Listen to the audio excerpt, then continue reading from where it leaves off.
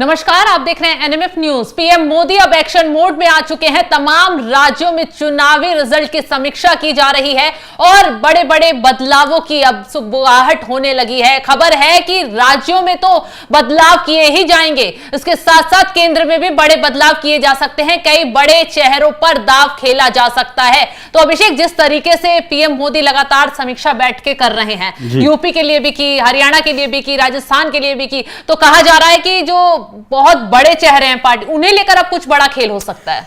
देखिए, जब इंसान लगातार जीतता जाता है तो सब चीजें ढक जाती हैं पर्दे के पीछे, परत दर परत उनके ऊपर चढ़ती जाती है। 2014 में ऐसी परत चढ़ी, फिर 2017 में यूपी का चुनाव हुआ, फिर 2019 का चुनाव आया, उसके बाद फिर 5 राज्यों में चुनाव हुए, वहां बीजेपी जीती। अभी हाल ही में 2023 में जो 5 राज्यों में चुनाव हुए, उसमें मध्य प्रदेश, राजस्थान, छत्तीसगढ़ बीजेपी ने जीता। तो बीजेपी को लगने लगा कि तुम्हारा जो वोट बैंक है वो बिल्कुल सेफ है, सिक्योर है, उसमें कुछ ज्यादा कुछ करने की जरूरत नहीं है। लेकिन भीतर ही भीतर जो आग पनप रही थी, जो एंटी इनकम्बेंसी थी विधायकों के प्रति, सांसदों के प्रति, वो आवाज कहीं ना कहीं दिल्ली तक इस बार 2024 के चुनाव में पहुंच नहीं पाई। और उस आवाज को शबनम एक दूसरे तरीके से पहुंचाया गया। बिल्कुल, मतलब ये समझिए, जो विरोध की आवाज थी उसे पॉजिटिव करके पहुंचाया गया। मतलब जो नेता दिल्ली के करीबी थे, राज्यों की जो रिपोर्ट दे रहे थे, उन्होंने अपने मन माफिक अपनी जो है कुर्सी बचाने के लिए ये ऐसी रिपोर्ट भेजी।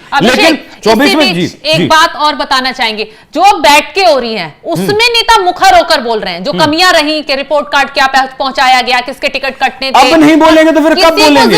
ये चीज अब पीएम मोदी के क्या बीजेपी के बड़े लीडरों के सामने खुलकर बोली जा रही है। अब नहीं बोली जाएंगी तो कब बोली जाएंगी? जो लोकल कार्यकर्ता है, जो काम करता है, घर घर जाकर वोट मांगता है, उसकी आवाज अब दिल्ली तक पहुंचनी शुरू हुई है, उसकी आवाज अब निकलनी शुरू हुई है। और इसी का कारण है कि जैसे ही 4 जून को जो है नतीजे आए, फिर प्रधानमंत्री मोदी ने 9 तारीख को शपथ ली, उसके बाद चंद्रबाबू नायडू दिल्ली आए, तो लगभग सभी को सेटल कर दिया गया। इधर नीतीश कुमार की जो मांगे थी उन पर विचार विमर्श हो गया। चंद्रबाबू नायडू को जो चाहिए था पैसा वैसा उनके राज्य को एस्टेब्लिश करने के लिए, वो पैसा वैसा देकर जो है उनके बातचीत करके सेटल कर दिया गया।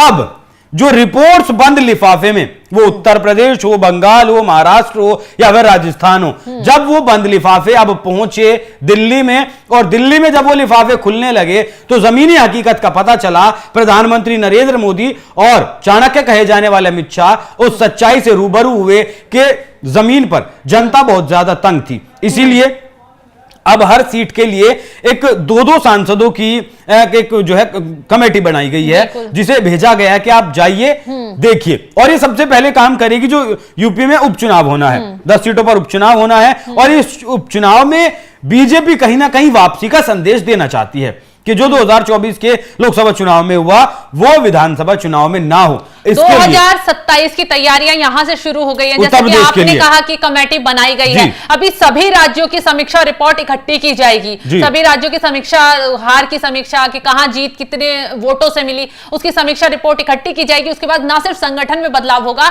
बल्कि राज्य स्तर पर भी बड़े बदलाव के संकेत मिलने शुरू हो गए हैं। और इसी के साथ यह भी कहा जा रहा है कि जो दल बदल कर नेता आए थे और वो चुनाव जीत गए, और खासकर ऐसे राज्यों में जहां बीजेपी पावर में आई है, तो वहां उन नेताओं को लेकर भी सतर्कता बरती जा सकती है। ऐसा इसलिए शबनम के बहुत ज्यादा टिकट लोकसभा चुनाव में नहीं काटे इस बार अमित शाह ने। लेकिन अगर यही गलती विधानसभा चुनाव में या फिर उपचुनाव में, या 2027 के विधानसभा चुनाव में, 2025 जो है दिल्ली का चुनाव, आपके विधानसभा चुनाव सर पर है, बिहार का चुनाव सर पर है, महाराष्ट्र का चुनाव सर पर है, तो जो लगातार 10 साल से 5 साल से विधायक रह चुके हैं और उनके प्रति अगर 1% भी एंटी इनकम्बेंसी है तो टिकट इस बार कटेगा। दिल्ली से यह साफ आदेश आ गया है। दूसरी बात कही आपने काडर की, तो जो आपने देखा कि अगर मैं कहूं कि मोदी कांग्रेस में ही हो गए। कहा तो एक थी, कांग्रेस करने चले थे प्रधानमंत्री मोदी, कांग्रेस को खत्म करने चले थे, लेकिन कदम ऐसे उठाए गए कि कांग्रेस के हजारों कार्यकर्ता, बड़े नेता बीजेपी में शामिल हो गए। और ऐसा हुआ कि शबनम, राज्यसभा में तो आज अभी लोकसभा चुनाव में आज कोई नेता आता है बीजेपी में कांग्रेस का और कल उसे टिकट दे दिया जाता है। अब ऐसे में जो नेता 10 साल से, 5 साल से, 8 साल से मेहनत कर रहा है उस टिकट के लिए, मुझे टिकट दिया जाए, और उसे टिकट नहीं मिलता है तो वो उसके हाथ निराशा क्यों नहीं लगेगी, उसके जो समर्थक होंगे वो क्यों वोट देंगे। यही सब कारण रहा कि अपने काडर की इस चुनाव में बीजेपी ने कहीं ना कहीं अनदेखी की और जो नेता बाहर से निकल कर आए थे, कांग्रेस से आए या किसी और अन्य दल से आए, उन्हें तरजीह ज्यादा दी गई। लेकिन यहां देखिए, बड़ा दिल देखिए बीजेपी कार्यकर्ताओं का, उनका अब भी यह कहना है कि आप बाहर से आए हुए नेताओं को तरजीह दीजिए, हमें कोई दिक्कत नहीं है, लेकिन हमारी वैल्यू कम मत करिए, हमारी जो कीमत है कम से कम उसे बरकरार रखिए, हमारे सर पर उन्हें मत बिठाइए। अगर हम 50 साल से कोई बीजेपी से जुड़ा है, 20 साल से 30 साल से जुड़ा है और कोई कांग्रेस ही आता है 2 दिन में टिकट लेकर चला जाता है तो वहां दिक्कतें होती हैं। और यह चीज, सबसे बड़ी बात यह है कि यह चीज अब मुखर होकर कार्यकर्ता बोलने लगे हैं, साफ तौर पर मोदी शाह के मुंह पर बोलने लगे हैं। अमित शाह से लोग अपॉइंटमेंट लेकर, जो छोटे छोटे नेता जिले के हैं वो अपॉइंटमेंट लेकर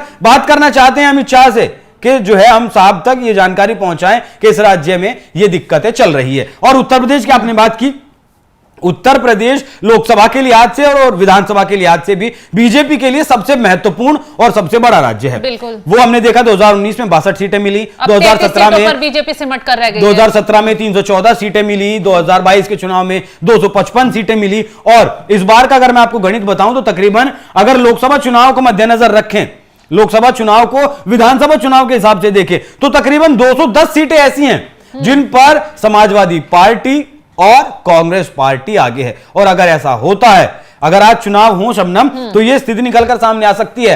27 में बीजेपी स्थिति को बदलना चाहेगी। इसीलिए जैसा आपने कहा कि संगठन में और राज्य स्तर के नेताओं में भी बड़े बदलाव होने जरूरी भी हैं और वो होने भी चाहिए। 2027 के लिए योगी आदित्यनाथ की जमीन को और पुख्ता करने के लिए इस तरीके की जो तैयारियां हैं वो अभी 2024 से मुझे लगता है शुरू कर दी हैं बीजेपी ने। तो बीजेपी 2027 की तैयारियों में अभी से जुट गई है। बड़े बदलाव संगठन में किए जा सकते हैं, राज्य स्तर पर किए जा सकते हैं, बड़े बड़े नेताओं को लेकर अब फैसले लिए जा सकते हैं, क्योंकि न सिर्फ राज्य के बड़े नेता जैसे सीएम योगी ही सतर्क हो गए, बल्कि अब मोदी और शाह भी आगे के लिए सतर्क हो गए हैं, क्योंकि सरकार के पास इस बार बहुमत नहीं है। बीजेपी 220 सीटों पर सिमट गई है।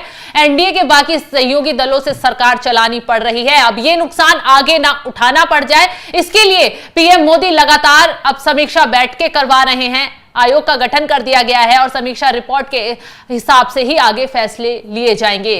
तो इस खबर पर आपकी राय क्या है, हमें कमेंट कर जरूर बताएं।